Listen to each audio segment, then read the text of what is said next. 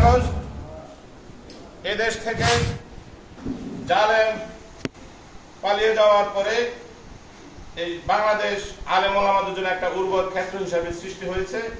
আলেম ওলামারা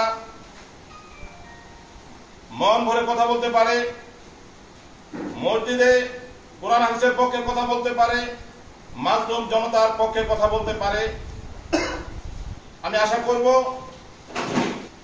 আপনারা যারা আছেন ওলামায়ে কেরাম, আপনারা সদয় দৃষ্টি রাখবেন। জালেম পালিয়ে গিয়েছে ঠিকই, ষড়যন্ত্র এখনো থেমে নেই। আপনারা সজাগ থাকবেন, আপনারা পাহারা থাকবেন, যাতে করে এই শয়তানের নাতিপুতি দোসর যারা আছে তারা যেন এই দেশের কোনো ক্ষতি করতে না পারে, ইসলামের কোনো ক্ষতি করতে না পারে, আলেম ওলামার কোনো ক্ষতি করতে না পারে। সেজন্য আপনারা অতন্ত্র প্রহর হিসাবে কাজ করবেন। আপনারা এদেশের শ্রেষ্ঠ সন্তান ওলামায়ে কেরাম, আপনারা কোরআন হাদিসের ট্রেনিং নিয়েছেন। যদি কোরআন হাদিসের কোনো আঘাত আসে তাহলে আপনারা সবাই মিলে ঐক্যবদ্ধভাবে সেটার প্রতিবাদ করবেন। আর দেশের বিরুদ্ধে যারা সন্ত্রাস করবে, দেশের বিরুদ্ধে যারা ষড়যন্ত্র করবে, আমরা সবাই মিলে তাদের বিরুদ্ধে ঐক্যবদ্ধ প্রতিরোধ গড়ে তুলব। আমরা তাদেরকে মূল্যায়ন করার জন্য এখানে আসছি, যাচাই বাছাই করার জন্য। যারা ত্যাগী, যারা যদি মাঠে ছিলেন, তাদেরকে দিয়ে আমরা ইনশাআল্লাহ যোগ্য নেতৃত্ব সৃষ্টি করব।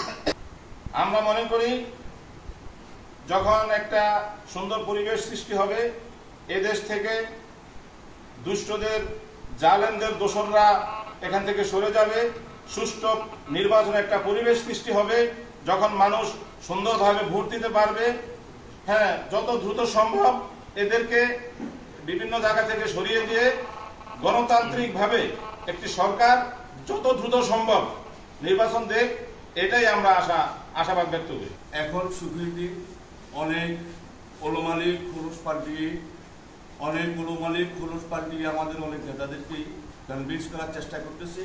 আমরা আশা করি মাঠে ময়দানে কাজ করেছি, আমাদের নেতৃবৃন্দ জানে, আমাদের স্থায়ী কমিটির সদস্য জনাব আমির হোসেন মাহমুদ চৌধুরী জানে, আমাদের এই চট্টগ্রাম বিভাগীয় কেন্দ্রীয় কমিটির সাংগঠনিক সম্পাদক জনাব মাহবুবুর রহমান শামীম এবং সহসাংগঠনিক সম্পাদক হারুন ভাই এবং সহসাংগঠনিক সম্পাদক ছিলেন জালাল ভাই, বর্তমান আছেন মীর হেলাল ভাই, উনারাও ডাক্তার শাহাদাত ভাই, আবু বকর ভাই যিনি সভাপতি দায়িত্ব পালন করেছিলেন, সেক্রেটারি দায়িত্ব পালন করেছিলেন মহানগর।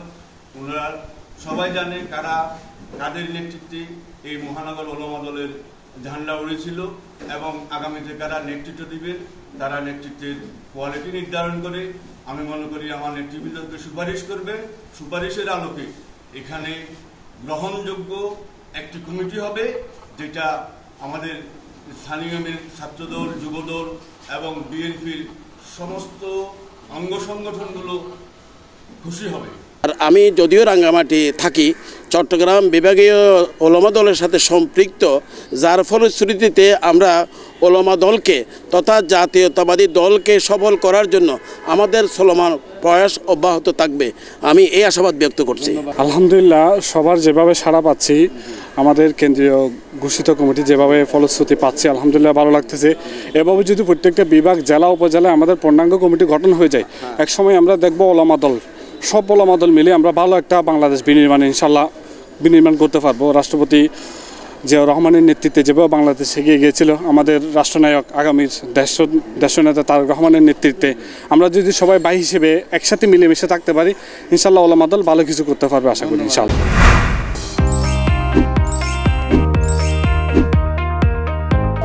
চট্টলা টিভি, ইতিহাস ঐতিহ্যের প্রতিচ্ছবি।